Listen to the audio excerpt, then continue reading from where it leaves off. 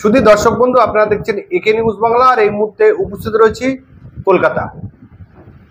আপনারা জানেন, আমাদের চ্যানেলে দেখেছেন যে ফুরফুরা শরীফের পীরজাদা এবং আইএসএফ এর প্রতিষ্ঠাতা আব্বাস সিদ্দিকী সাহেব, তিনি কিন্তু 26-এ 294টা বিধানসভার যে কোনো বিধানসভায় দাঁড়িয়ে যেতে পারেন, এবং উনি বলেছেন যে আমি কোনো নরম জায়গায় দাঁড়াতে চাই না, দাঁড়ালে গরম জায়গায় দাঁড়াবো। যদি নাকি তিনি দক্ষিণ 24 পরগনার জেলার সভাপতি যিনি রয়েছেন আইএসএফ এর আব্দুল মালেক মোল্লা আমার পাশে বসে রয়েছেন, যদি তানাকে দায়িত্ব দেয় যে মালেক সাহেব আপনি একটা গরম জায়গা আমার দেখে দিন, আমি সেই জায়গায় দাঁড়াবো, তাহলে কোন বিধানসভা দেখে দিতে পারে? এই সমস্ত বিষয়ে কথা বলবো। আমাদের সঙ্গে রয়েছে দক্ষিণ 24 পরগনার জেলা সভাপতি আব্দুল মালেক মোল্লা মহাশয়। দাঁড়াতেই পারি, পাপ কি আছে? 26-এও দাঁড়াতে পারি, কোনো অসুবিধা নেই তো। 26-এই কোনো জায়গায় দাঁড়িয়ে যেতে পারি, পাপ তো নয়। নরম জায়গায় না দাঁড়িয়ে গরম জায়গাতেই দাঁড়ানো দরকার, ঠেলা ঠেলি ভালতারে হোক। আপনি দলের এত বড় গুরুত্বপূর্ণ দায়িত্ব রয়েছে, কই একদিন তো কোনোদিন বলেননি কোনো মিডিয়া বা সবকিছু সব সময় প্রকাশ করা যায়? অভ্যন্তরীণ বিষয় কিছু গোপনীয় রাখতে হয়, তাই না? আমার হাতে কি আছে সেটা আমি সব যদি ছেড়ে দিই, তাহলে আমার গোপনীয়তা কি থাকলো? তো উনি বলে ফেলেছেন আরো দেরিতে বলার কথা, কিন্তু একরকম খোলসা হয়ে গেছে। 21শে জানুয়ারি আমাদের যে কলকাতায় যে আমাদের অধিকার সমাবেশ ছিল, অর্থাৎ আমাদের পার্টির প্রতিষ্ঠা দিবস উদযাপন উপলক্ষে যে সভা, সেই সভাতে আমরা অনেকেই ওই সভাস্থলে যেতে পারিনি। কোর্টের নিষেধাজ্ঞা বলি, প্রতিবন্ধকতা বলি, সরকার পক্ষের পিটিশনের কারণে আমরা ওই সভা মঞ্চে নৌসাদ ভাই সহ আমরা অনেকেই হাজির হতে পারিনি। সেখানে যে ভয়েসের মাধ্যমে আমাদের দলের চেয়ারম্যান যে বার্তা দিয়েছিলেন, সেই বার্তার মধ্যে তিনি বলেছিলেন যে আগামী বছরের 21শে জানুয়ারি ব্রিগেডের ময়দানে আমি আমার দলের প্রতিষ্ঠাতা, আমাদের দলের পৃষ্ঠপোষক বড় ভাইজানকে সঙ্গে নিয়ে ব্রিগেডে হাজির হব। সুতরাং সেখান থেকে একটা স্পষ্ট বার্তা আপনারা বুঝতেই পারছেন যে পার্টির সর্বোচ্চ নেতৃত্ব এবং পার্টির পৃষ্ঠপোষকের পক্ষ থেকে দেওয়া হয়ে গেছিল।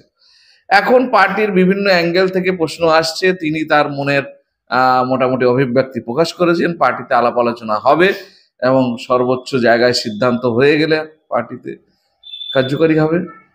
এক্ষুনি ওনার মনের কথা উনি বলেছেন, উনি কিন্তু পার্টিকে মাথায় রেখে বলেছেন যে পার্টি যদি সিদ্ধান্ত নেয়, এখনো কিন্তু একটা আল আছে, অর্থাৎ পার্টির সর্বোচ্চ জায়গায় সিদ্ধান্ত হয়ে যদি আমরা মনে করি যে আমাদের পৃষ্ঠপোষককে আমরা দলের স্বার্থে আমরা মানে ওনাকে দলের হয়ে লড়াইয়ের ময়দানে ওনাকে নামতে হবে, এরকম সিদ্ধান্ত যদি হয়ে যায় উনি নেমে যাবেন। উনি তো পার্টির মানে প্রতিষ্ঠাতা, উনি যদি বলেন যে আমি কোনো জায়গায় দাঁড়াবো, সেই জায়গায় পার্টি কি বাধা করতে পারে? বাধার কোনো প্রশ্ন নেই, বাধার প্রশ্ন নেই, কিন্তু পার্টির পজিটিভ নেগেটিভ অনেক রকম চিন্তা ভাবনার বিষয় আছে, আরো অভ্যন্তরীণ বিষয় আছে, সেইগুলো আলাপ আলোচনা করে সর্বোচ্চ স্তরে সিদ্ধান্ত করে যদি মনে করে যে বড় ভাইজানকে ময়দানে নামাতেই হবে বা ওনার নামার ইচ্ছা আছে, সেটা আলোচ্য বিষয়। ওনার মনের ইচ্ছে উনি প্রকাশ করেছেন। তবে আমাদের তো কেন্দ্রীয় কমিটি আছে, সেখানে আলাপ আলোচনার মাধ্যমে সিদ্ধান্ত যেটা হবে সেটাই হবে। এটা আমি আগ বাড়িয়ে আমি কিছু অ্যাডভান্স বলতে পারবো না। উনি যেটা প্রকাশ করেছেন সেটা সবার সামনে মানে পরিষ্কার হয়েছে। এটা 26-এ ধামাকা হবে বলছে, আশা করা যায়। এবং উনি বলেছেন যে আমি কোনো নরম জায়গায় দাঁড়াবো না, একটু গরম জায়গায় দাঁড়াবো। উনি সবসময় একটু গরম জায়গায় লড়াই করতে চায়, কিন্তু আমরা চাইবো এমন জায়গায় লড়াই করবো একটা সিট অন্তত বেরিয়ে আসুক।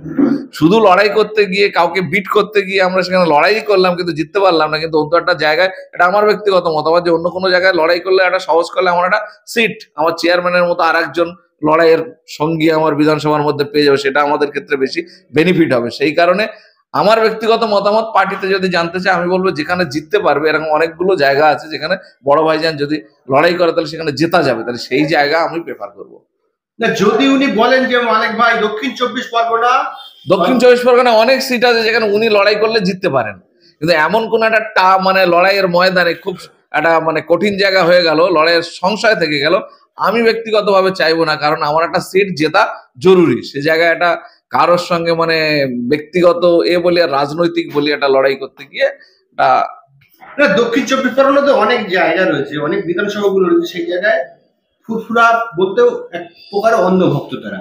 তো যদি বলে যে মালেক ভাই আমি দক্ষিণ 24 পরগনা, ওনার চয়েসের উপরে নির্ভর করবে, ওনার চয়েসের উপর নির্ভর করবে, এর উপর আর কথা আছে।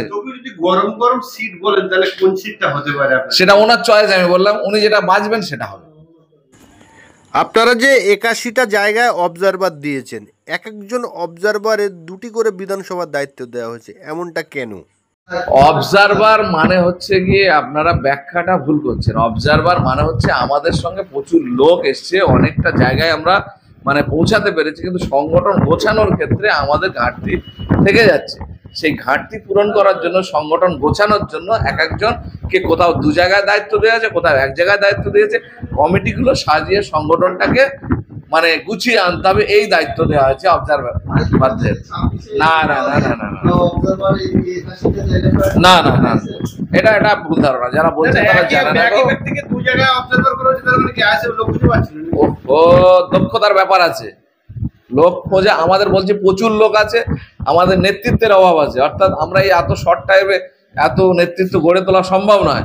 সুতরাং দেখা যাচ্ছে যেখানে যোগ্যতা আছে সেখানে তাকে দেওয়া হয়েছে, যেখানে মনে হচ্ছে যে নেতৃত্ব অন্য মানে না দিয়ে একজনকে 2 জায়গায় দিলে ভালো হয়, সেই হিসেবে এটা পার্টি সিদ্ধান্ত করেছে। সংগঠন গড়ার কাজ। এতদিন তো মানে এক একজন অনেকটা দায়িত্ব পালন করছিল। আমি যেমন গোটা জেলাটাই আমার দৌড়ে বেড়াতে হচ্ছিল, সেই জায়গায় দাঁড়িয়ে এখন এই যে ভাগ করে দেওয়া হয়েছে, আমার একটু কাজ হালকা হলো। সুপারভিশন থাকবে সবার উপরে, কিন্তু আমার সংগঠন গোছানোর ক্ষেত্রে আমার একটু সুবিধা হবে। সেই জায়গাগুলো মানে যারা নেতৃত্ব পেলে তাদেরও একটা মনের একটা হলো যে আমি এই জায়গায় দায়িত্ব আছি, আমাকে এই কাজটা গুছিয়ে দিতেই হবে, তার উপর একটা বাড়তি প্রেশার। মাননীয় সামনে বিধানসভা ভোটকে সামনে রেখে তিনি ইতিমধ্যে প্রত্যেকটা বুথে বুথে 10 লক্ষ টাকা করে দেবে বলেছেন ভোটের খরচ। এই ঘোষণা আর তার সঙ্গে আবার এই 1,10,000 দিচ্ছে পুজো প্যান্ডেলে। পুজো প্যান্ডেলে তো যে টাকা দিচ্ছে তো ম্যাক্সিমামটাই মানে পুজো হয় সাধারণত মানুষের স্বতঃস্ফূর্ত চাঁদার টাকায়, সরকারের টাকার বাসায় থাকে না। কিন্তু এই সরকার টাকা দিচ্ছে মানে এও একরকম ভোট ব্যাংক মানে করা, মজবুত করা বা ভোটের মেশিনারি কাজে লাগানোর জন্য এই টাকা ব্যয় হবে। একদিকে আমরা দেখতে পাচ্ছি রাজ্যে অর্থ নেই, দিতে পারছে না। হ্যাঁ, দিতে পারছে না। প্রায় স্কুলের শিক্ষক সব মানে ফাঁকা, চাকরির জায়গাগুলো ভ্যাকেন্সি হয়ে পড়ে আছে, বিভিন্ন দপ্তরে কাজ হচ্ছে না গো, শিক্ষা পুরো শেষ। এরকম একটা জায়গায় দাঁড়িয়ে যেখানে রিক্রুটমেন্টের খুব প্রয়োজন আছে, বিভিন্ন দপ্তরে রিক্রুটমেন্টের প্রয়োজন আছে, শিক্ষার দপ্তরে সবথেকে বেশি রিক্রুটমেন্টের প্রয়োজন আছে, যেখানে অর্থ ব্যয় করার প্রয়োজন আছে সেই সব জায়গা বাদ দিয়ে উনি লক্ষ লক্ষ কোটি কোটি টাকা পুজো প্যান্ডেলে ব্যয় করছেন ভোট কেনার জন্য। সুতরাং এই যে অভিসন্ধি, মানুষ কিন্তু বুঝতে পারছে যে উনি এই টাকা এই বুথে বুথে 10 লাখ আর প্যান্ডেলে প্যান্ডেলে 1,10,000 এর উদ্দেশ্য আসল কি। ওনার অলরেডি শেষের জায়গায় এসে পৌঁছে গেছেন, এবং এই জায়গা থেকে ঘুরে দাঁড়ানোর জন্য টাকা, মানুষকে প্রলোভন এবং এইসব উপঢৌকনের মাধ্যমে উনি আবার আরেকবার মানে ক্ষমতায় আসার চেষ্টা করছেন। এবার কত? এই আগের বার 85,000 দিয়েছিলাম, এবারে 90 করি। 90, 95, 1, ওকে 1,10,000। কিসে শান্তি হয়?